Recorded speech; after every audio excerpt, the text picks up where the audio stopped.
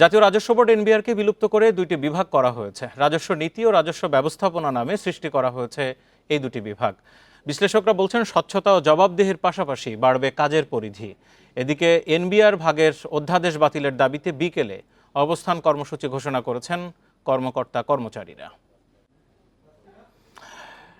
সরকারি সিদ্ধান্ত নিয়ে আলোচনার জন্য আমাদের সাথে সরাসরি যোগ দিয়েছেন এনবিআরের সাবেক কমিশনার মোহাম্মদ আসাদুজ্জামান। আসাদুজ্জামান, আপনাকে স্বাগত জানাচ্ছি। প্রথমে জানতে চাই, আইএমএফ এর যে প্রেসক্রিপশন এবং সংস্কার নীতি দুটি মেনেই আসলে সরকার এনবিআরকে দুটি ভাগ করলো, বিষয়টাকে আপনি ঠিক কিভাবে দেখছেন? আর এতে করে যেটি বলা হচ্ছে যে কোনো ক্ষতির কোনো সম্ভাবনা নেই, বরং ভালো হলো অন্যান্য দেশের উদাহরণ দিয়ে। বান্ডেল থাকলে প্রতি সেনমানিতে টাকা বাঁচবে।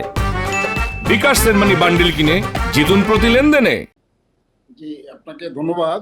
আপনি একটি বিষয়ে আমাকে কথা বলার সুযোগ দেওয়ার জন্য, এবং দর্শকদেরকেও আহ্বান জানাই যে আমি দুই এক কথা এই বিষয়ে বলতে চাই। সেটা হলো যে এনবিআর কেন সৃষ্টি করা হয়েছিল, এই জায়গায় আমাদের যেতে হবে। তো 1972 সালে যখন জাতীয় রাজস্ব বোর্ড তৈরি করা হয়, তখন এটি ছিল অ্যাকচুয়ালি যে সেখানে প্রথম যে আপনার রাজস্ব বোর্ডের যে প্রোক্লেমেশনটা ছিল, সেখানে ছিল যে জাতীয় রাজস্ব বোর্ড রাজস্ব আহরণ করবে। সেক্ষেত্রে এর দুটো উইং ছিল, একটা হলো ট্যাক্স আর একটা হলো কাস্টমস। তো এইটা সভাপতি হবেন একজন সিনিয়র মোস্ট মেম্বার, এখানে যিনি সিনিয়র পদাধিকার বলে তিনি বোর্ডকে প্রিজাইড করবেন। এরপরে কালক্রমে এটি আস্তে আস্তে এটি ধীরে ধীরে ধরেন যে আমাদের রাজস্ব কালেকশনও বাড়তে থাকে, এবং একটা পর্যায়ে গিয়ে এনবিআর এর এই দুটি উইং এর প্রধান হিসাবে এখানে ধরেন যে অ্যাডমিন ক্যাডার থেকে বা অন্য ক্যাডার থেকে এখানে সচিবদেরকে পোস্টিং দেওয়া হয়। তো আমার ব্যক্তিগত অভিজ্ঞতা হলো যে সাম্প্রতিককালে বা গতকালকে যে গ্যাজেট নোটিফিকেশন যেটা করা হয়েছে এনবিআর এর পলিসি এবং এনবিআর এর ম্যানেজমেন্ট, অর্থাৎ ব্যবস্থা দুটি বিভাগে পরিণত করা হয়েছে। একটি হলো ব্যবস্থাপনা বিভাগ আর একটা হলো নীতি বিভাগ। এনবিআর এ এই ব্যবস্থাপনা এবং নীতি একই সাথে ছিল। এই জন্য ছিল যে কারণ অনেকগুলো বিষয় আসে তাৎক্ষণিকভাবে ফিল্ড থেকে, যে প্রবলেমগুলো তৈরি হয়ে আসে এইগুলো এনবিআর এর নীতি বিভাগ স্পষ্টীকরণ করে, অথবা এসআরও মানে মধ্যবর্তী সময়ে বাজেট প্রণয়নের সময় একবার হলো ফিসকাল লটা করা হয়। তারপরে যেই সব ফিল্ডে যে প্রবলেমগুলো তৈরি হয়, এই প্রবলেমগুলো শর্ট আউট করার জন্য, এই প্রবলেমগুলো আপনার তাৎক্ষণিকভাবে সমাধান দেওয়ার জন্য এনবিআর এর পলিসি মেকানিজমটা ছিল দীর্ঘকাল ধরে বলবৎ।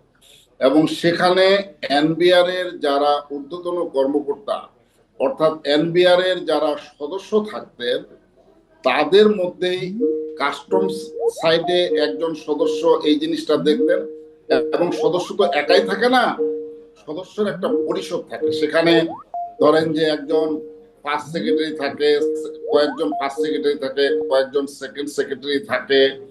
তারা এই বিষয়গুলো আইন কানুন, যা প্রণীত আইন কানুন অতীতের যা আছে, এগুলো দেখে তারা একটা আইন প্রণয়নের চেষ্টা বা সমাধান দেওয়ার চেষ্টা করে। এটা স্পষ্ট।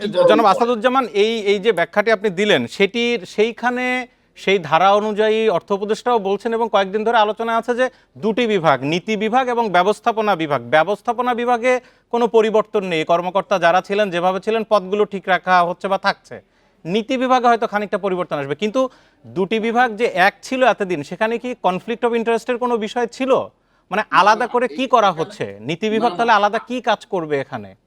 আমি বলি, নীতি বিভাগ করে কি সারা দেশে, মনে করেন বাংলাদেশের যে বাজেটটা দেওয়া হয়ে থাকে পার্লামেন্টে, সাংবৎসরিক যে বাজেট আমরা প্রণয়ন করে থাকি এনবিআর, মানে টোটাল রিসোর্সেস কালেকশন, মনে করেন টোল ধরেন যে আপনার যে ট্রাভেল ট্যাক্স, এই মানে হাট বাজারে যে বিভিন্ন এই টোলের গুলো, এগুলো তো হলো থাম্পিং এক ধরনের হিসাব। টোটাল যে রাজস্ব বাজেটের যে আয়টা, এটা এনবিআর করে থাকে, বা এই বাজেটটা আসলে এনবিআর কেন করে থাকে? কারণ আপনি যখন বাজেট প্রণয়ন কালেক্ট করবেন এবং যখন রিসোর্সেস কালেকশন করতে যাবেন, আপনাকে এটার বেসিক ধারণা যদি না থাকে, তাহলে আপনি পলিসি কোত্থেকে তৈরি করবেন? আমার কথা হলো যে পলিসি উইং আলাদা করা অসুবিধা নাই, দুইটা বিভাগ করা হোক, তাতে কোনো আপত্তি নাই। কিন্তু বাস্তব জ্ঞান সম্পন্ন এবং প্রায়োগিক জ্ঞান যদি না থাকে, তাহলে কি কি সমস্যা তৈরি হতে পারে, এই জায়গাগুলো অ্যাড্রেস করা, বাইরের একজন হঠাৎ করে এসে পলিসি তৈরি করবে সেই জায়গা কিন্তু হ্যাঁ, একজন ইকোনমিস্ট, মনে করেন খুব নামজাদা ইকোনমিস্ট, দেশে বিদেশে পড়াশোনা করেছেন, বাংলাদেশের অনেক কিছু জানেন, অনেক হয়তো ইন্ডেক্স তার মুখস্থ আছে, জানাশোনা আছে, বাট যদি তার প্রায়োগিক জ্ঞানটা না থাকে, তাহলে পরে কি কি সমস্যা হইতে পারে। জনাব আসুজ্জামান, আপনি দীর্ঘদিন এনবিআর সাথে কাজ করেছেন, একটু জানতে চাই যে কর্মকর্তা কর্মচারীরা আন্দোলনে যাচ্ছেন বা ডাক দিয়েছেন, কোনো তাদের এত শঙ্কার কিছু আছে এখানে? না, আমি মনে করি যে না, হয় কি, মানে ধরেন যে যারা এখানে বিসিএস করে ঢুকেছেন, যেসব অফিসার, তারা কিন্তু সবাই একটা ক্যারিয়ারের প্ল্যান করে ঢুকেছেন যে আমি এক সময় এনবিআর এর মেম্বার হব, অথবা আমি এক সময় সচিব হব। যদি তার ক্যারিয়ারের মাঝখানে গিয়ে মনে করেন তার ক্যারিয়ার প্ল্যানিং এ যদি এই ধরনের কোনো ইয়ে তৈরি হয়, যে দেখা যাচ্ছে যে সে একটা পর্যায়ে গিয়ে তার আর ইয়ে হচ্ছে না, তখন কিন্তু স্বাভাবিকভাবে তার মধ্যে একটা হতাশা, তার মধ্যে একটা আনপ্ল্যান্ড অবস্থা জীবনে তৈরি হতে পারে। যার জন্য এইখানে দেখবেন যে যদি, আমার কথা হলো যে নীতি ঠিক আছে, নীতি বিভাগ ভালো, ওয়েল এন্ড গুড, এখানে যাদের বাস্তব জ্ঞান আছে তাদেরকেও রাখা হোক।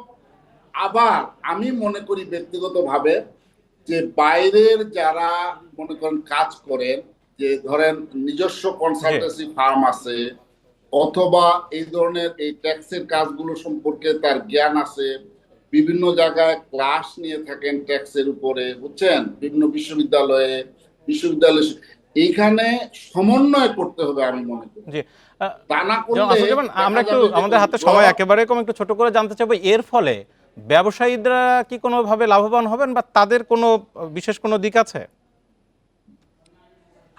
ব্যবসায়ীদের না, এখানে এনবিআর এর যারা অফিসার, তারা তো বাংলাদেশেরই সন্তান, তারাও ব্যবসায়ীদের সাথে উঠা বসা করেন, মেলামেশা করেন, ব্যবসায়ীদের কাছ থেকে ট্যাক্স কালেকশন করেন, তারা বোঝানোর চেষ্টা করেন, বুঝছেন। তো সুতরাং এইখানে যেটা হচ্ছে যে ব্যবস্থাপনার ক্ষেত্রে যে সমস্যাটা তৈরি হচ্ছে, সেইটা কালেকশনের সাথে একটা ডিবেট, মনে করেন একটা ডিমান্ড অফিসাররা করে, ব্যবসায়ীরা মনে করে যে তার ডিমান্ড বেশি হয়েছে, আলাপ আলোচনার ভিত্তিতে এখানে কতগুলো ধরেন টায়ার আছে, আপনার ডিমান্ড যদি বেশি হয়ে যায়, আপিল হয়, আপিলের পর ট্রাইব্যুনাল হয়, ট্রাইব্যুনালের পর হাইকোর্ট পর্যন্ত যায়, এটা একটা ধারাবাহিকতার বিষয়। ঠিক একইভাবে জুডিশিয়ারিতে আপনি যদি যান, যে প্রথমে জজ কোর্টে একটা কেস হয়, একজন এসিস্ট্যান্ট জাজ, একজন ডেপুটি জাজ, বা মনে করেন জয়েন্ট জাজ বা ডিস্ট্রিক্ট জাজ। জনাব আসুজ্জামান, আমরা বুঝতে পেরেছি এবং নিশ্চয়ই দর্শকরা বুঝতে পেরেছে, এখানে আসলে শঙ্কার তেমন কোনো কারণ নেই এবং অন্যান্য দেশগুলোতে এটি রয়েছে। আমাদের হাতে সময় একেবারে কম, না হলে আরো বিস্তারিত আপনার কাছ থেকে আমরা শুনতে পারতাম। ধন্যবাদ আপনাকে সাথে যোগ দেওয়ার জন্য।